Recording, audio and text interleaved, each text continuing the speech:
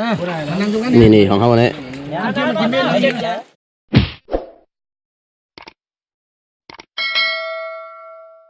มาแล้วโคไตรายการพักไตมีตั้งกินจุอย่างฝากพี่น้องกดไลค์กดแชร์ฝากพี่น้องกดไลค์กดแชร์เพื่อเป็นแห่งใจคือรายการโคไตมาซุ้มพี่น้องนักเซ็งกันนะยินดีเข้าสู่รายการโคไตเขาค่ะวันนี้โคไตเขาติดโจ้ดีกว่าเอาป่าเทมเย้ากันนะเขาดีกว่าขึ้นกาตี100ฮะเอาไปคลิปหาปลาแล้วนะตีกว่าให้ตั้งกินตี100ฮะนะนี่ครับถึงเขามีไว้ไม่ได้โมค่ะนะแล้วก็มีข้าวไว้มีคือน้ำปลาเนาะมีอะไรครับแล้วก็มีนี่ครับคือเขาต้มส้มเขาเนี่ยนี่ค่ะนะก็ใครได้แบบนี้ครับสวัสดีไม่หวยได้เลือดได้ถือเนาะนี่ครับคนเล่นมึงยอมเขาก็มาค่ะนะเดี๋ยวโจรกะมันได้ตีไล่ได้ปลาได้ครับจอมเตยค่ะนะไปจอมฮะเอาดีกว่า100ฮะนะคิดพ่อได้หากับปลาครับล่าปลาอย่างเดียวค่ะนะในโคเทลเนี่ยมีเพกสุดหล่อมาด้วยค่ะนะคนนี้เขาได้นี่ค่ะนะแล้วก็คนเล่นมึงยอมเขาก็มาด้วยครับจอมเตยครับตีไล่มันไล่ได้มาไหนได้นะที่ไหนคะนะที่ไหนคะมาไก่ได้มาเลยไก่ได้ไก่วางคะนะ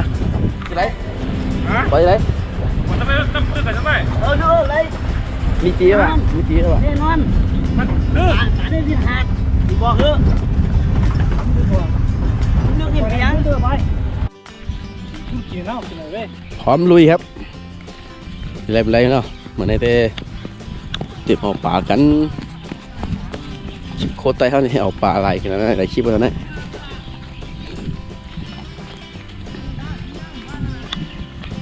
อยู่สวยธรรมชาติมันเร็วที่ไปเลยไปที่ไหนพานะนี่ที่ห้างเนี่ยโอเคนะเดี๋ยวเขาถึงตียังไงอะเข้าตีระเบิดตีหันกันนะหนึ่งกันนะพูดนะตีไรได้กำจอมตัวอะคลิปเขาได้มีหาปลาหลายคลิปแล้วกันนะเดี๋ยวเอามาจำกันไล่กันนะ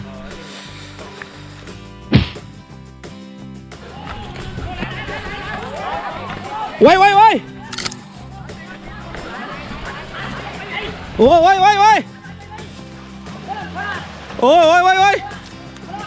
อร่อยต้นหน้าโอเคนั่นต้นหน้าเด้โอ้อร่อยหาดีวะไปหลายเต้โอ้ไล่เตะกันนะนี่กันโอ้ตัวใหญ่กันนะโอ้หลายครับหน่วยแรกพิษพัดสุดยอดเอาหมดตัวตั้งใครนั่นเนาะเอาหมดตัวตั้งเตยกันเนาะมาครับ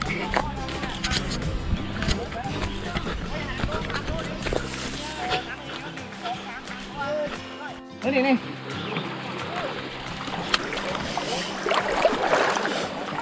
ติดอะไรกันนะนี่ก็หลายอยู่ครับนี่ปลามีอยู่ตั้งหนึ่งก็หลายกันนะพิษพัดกันเลยนะหน่วยแรกกันนะนำนี่กันฮะเอากันเตะกันวะเอาเมื่อจอมตัวดีเขาลำกันเนาะตีเขาปล่อยนั่นกันนะว่าตีไล่ก็คือเนี่ยก็ทำได้กันนะไหลเยอะล้ำอะไรเยอะนี่กันนะลำกายครับก้อนครับตีไล่มันไล่ออกมาเนี่ยกันนะไอ้สวยครับถึงว่าโอ้ลำเกียร์ได้โอ้หายสวยแล้วครับโอ้กับพูดนี่ไหนฮะโอ้อะไรเตะโอ้น้ำลึกขนาดน้ำลึกเตะครับโอ้นี่กันนะตีโคครับโอ้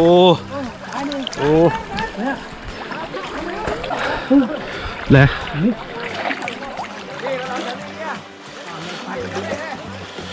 นี่ตัวยักษ์เหรอมาจอมตัวป่าใหญ่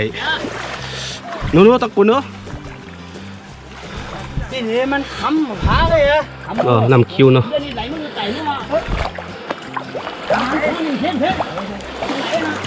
ว้าเนาะ นี่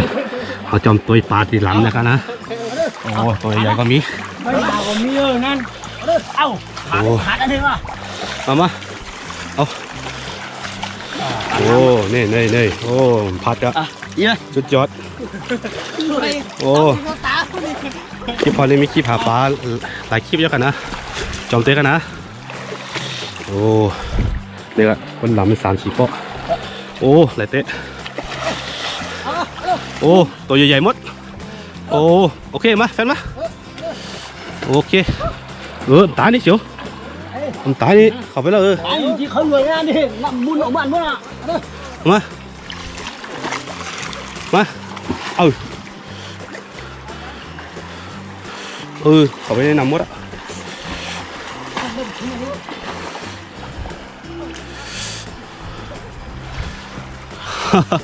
เดี๋ยวตายเลยตายมาโอเคโอ้หน่วยแรกเข้าผิดพลาดครับหน่วยแรกก็ไล่คำเดียวครับ ที่ล้มไต่มาป่ะ ว้าสุดยอดยอดมาโอ้สุดยอดปลาหวานหมดกันเลยนะโอ้มาเลยแต่แหล่งเมืองนะ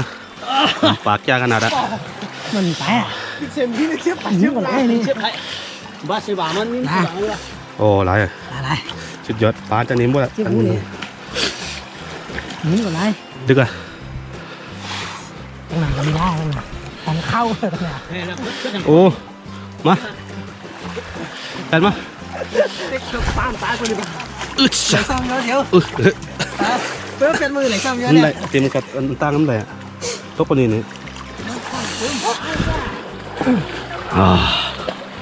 สุดยอดตั้งนานมีมุกหาสิบโลปลาด้วยเอวป่ะเอาเสียวเห็นแล้วมั้ยน้ำนะมันจะใครมือเอาปลามือหามจะเอามือเนี่ยโอ้ตัวใหญ่ก็มีโอ้นี่กันนะหลายกันหลายลมมือขาขนาดมาโอ้ต้องพูดกันหลายมาละเขาถึงบทจอมตัวตั้งนักอะอ๋อลุยน้ำเดี๋ยวมากันนะโอ้ลึกๆครับ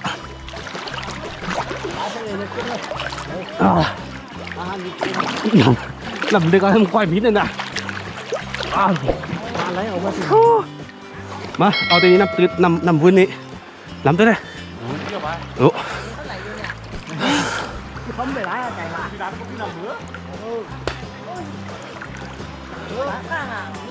มายิงมาพี่เชียวตอนนี้นะอ๋อมีอยู่เดียวมันขังเงินหินมาเยอะแฟนเพื่อนเนื้อนะแค่คือดำพังเขาอะไรเจ้าเงินนั่นเองมุกล้ำพ่อไว้เมื่อไงเรือมือผมแดดโอ้หันจำออกอยู่นานอ๋อเลยแล้วเขาตีมือจอมตัวดีใจคำลาเนาะตีใจคำลาเขาได้กันนะเขาตีให้ปากเรียวนี่ครับเขาไปตั้งไตกัน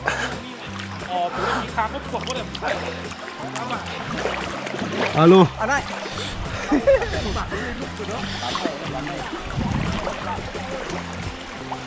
โลไม่ขาคนนี้โอ้นี่โอ้ไหลโอ้ไม่ง่ายนะหอยนี่จำสิครับไหลที่เต้ครับปะโอ้หอยดีคุมกันนั่นนี่ไอที่โต้ที่กลางน้ำเจ้านั่นเนาะตัวใหญ่เนี่ยวันนี้คุมวันนี้โอ้นี่ตัวใหญ่อะไรมาคัสซีหาลูนี่เนาะเมาหน่อยเน่นเลย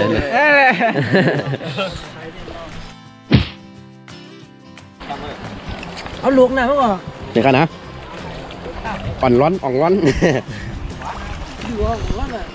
กับไตบาซิ่งพูดเนาะนี่ค่ะอ่อนร้อนก็มีค่ะเดี๋ยวลอยฮะคลิปนี่นิ้วเราขาดเอายำค่ะนี่สุดยอดนะนี่ด้วยค่ะโอเคนะพร้อมอะถึงเวลาแล้วค่ะนะถึงเวลากินนะครับเอาติมาเฮ็ดนี่ครับ40 บาทนะนี่ครับเอาอะไรกันไหนกันนะตัวใหญ่กันอะไรกันนะลายอยู่ครับอันที่นี่เจ้าตัวใหญ่ก็มีค่ะนะของซ้ อาจารย์อ่ะ นี่ครับตัวใหญ่ๆครับนะ อะไรมีปิ้นหมูลงแล้วเนี่ย มี2ตัว3ตัวครับตัวใหญ่ครับนะ ตัวตึกก็ ก็มาติดต้มขมนี่วะต้มขมไหม ตัวใหญ่หมดนี่ตึกก็3-4ตัวตึกก็ เมนูยัง แล้วก็นี่ครับ สลายใช่ไหม มีในด้วยครับนะ ก็ปุ้นแช่ อ่องร้อนเนี่ยกำไตเอาจิ้มหัวลือเขาเนี่ยอ่องร้อนเงี้ยเนาะ กำไตอ่อนร้อนน่ะ เหมือนกันนะเหมือนกันนะ ไทยนี่พวกไทยเนี่ยสลายใช่ยังใช่เลยปนายของผมว่าเลย จะเข้านะช่างแม่นเขาเนี่ยอันนี้ฮะนักร้องจะข้างแม่นนะเนี่ย เจนักร้องลง เดี๋ยวกันนี่ครับตรงนี้อีย้ อร่อยฮะ ำปุถงกับโซะอ่องร้อนนี่วะเนี่ยทำดีเนี่ย บ้าได้ยาวๆละ โอ้อันนี้ก็อย่างนี้อันนี้ก้อยไปเห็ดป้อนลงให้ป้อนลงให้นี่เกรงใจนึงอ่ะ เดี๋ยวฟันได้ก่ะนี่ก็เมนูเขาติมีปลาก้อยแล้วก็อ่องร้อนแล้วก็ติมีปลาจีเนาะแล้วก็ติมีต้มขมนี่วะนะแล้วก็ลำปลาก็มีค่ะนะลำปลาบางไม้ค่ะนะนี่ครับอันนี้เป็นปลาลำปลาเนี่ยวะนะตำตัวขนาดว่ามันติแซ่บมันติเป็นซื้อหน้าตามันนะนี่กันนะอันนี้ลำปลาเนี่ยวะ กินอาหารครับ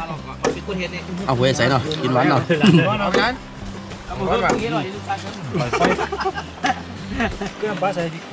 กินเพื่อได้มันหวานนะมันเหมือนกินไม่ได้นะ เจ๊ตุ่มๆเลย จังคือเนาะใช่ดาคือ สุดตีขนาดจำเต้ ซ้ำวิ่งเลย มีไหมครับ เอามาเนี่ย จับ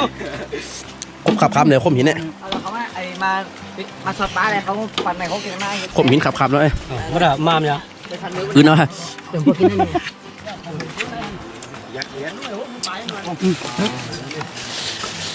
สุดยอด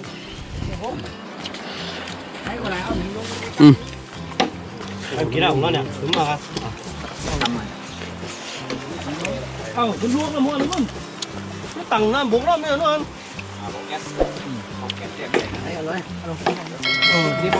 ครับ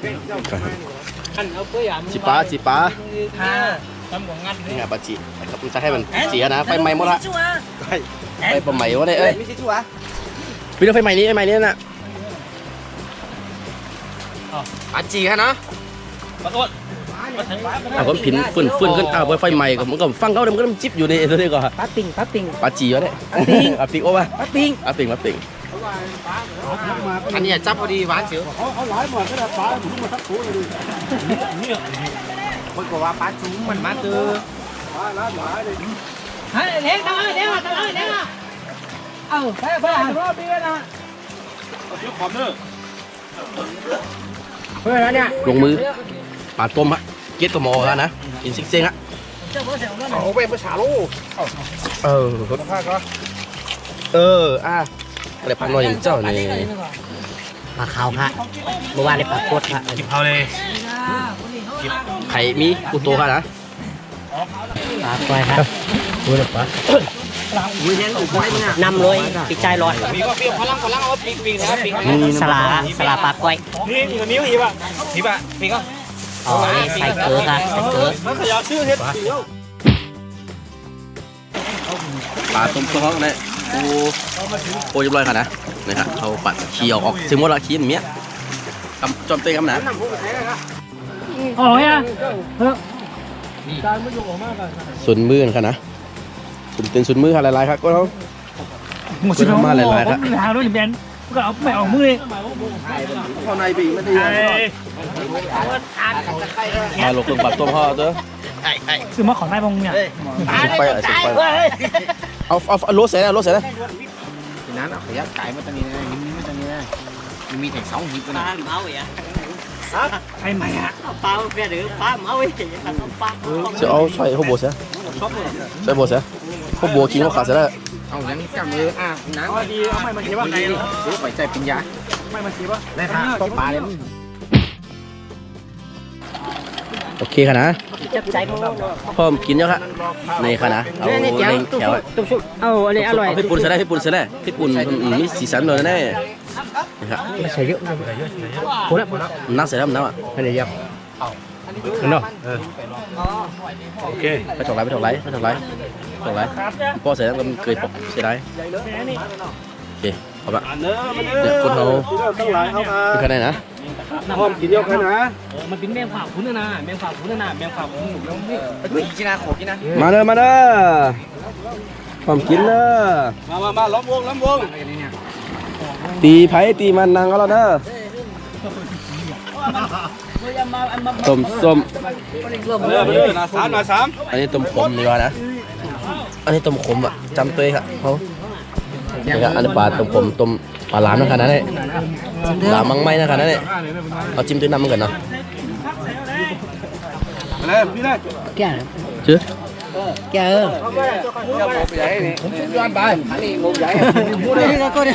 ่อยอะไร อร่อยแค่มเตะ เดี๋ยวนะ ต้มขมสุดยอด ไม่เมีย ผมชื่อเนี่ยกีปลาเขาหมอค่ะนะ มา ขมเตะแซ่บเตะ กินกันนังเลย อร่อยเตะ สังกีน่า เอาเลยมาเลยนะ เพชรมาพี่พอละเสียวนัง มันทำสำเร็จมานี่ของเขาเนี่ยเสียวนังมาเสียวเว้ยนั่งอ๋อนี่เขียนเอาตุ่มคุ้มเข้มนะเสียวนะเด้อโอเคโอ้โหอะไรนี่ อ๋อหวานถึงน่ะ แค่มือ หวานอ่ะบอกหวานอ่ะ หวาน เอามือตำปูดิชุดหนึ่งอะไรต้องอะไรเดี๋ยวไป มี ได้มันดิวนังปะไหน ไปนั่งเลย ไปนั่งกินนะมั้ย อันนี้นั่งไม่ได้นะ มาน้ำตาเนอะ โอ้ไข่ไหมฮะไข่มันนี่กูเขา เอ้ยมัวก็ให้แม่เล่นกันไหน คนเด็กเกินนี่มันคนใหญ่ห้อง ครับ คนใหญ่ ให้ปักแควกันแน่ต้องว่าไอ้รุ่นกันเลยปักแคว ทำมาเด้กินดูครับนี่ครับโคตรแล้ว ดูดิเดี๋ยวไป ตุ่มขมไม่แคบเต้นะตุ่มขมไม่แคบนะสุดยอดตุ่มขมแคบใช่ไหมเสียตุ่มขมเนาะไปสุดยอดเนี่ยพี่ก็คุณมา จิบว่า เดี๋ยวดูปักแคว เลยมาเกี่ยวที่นี่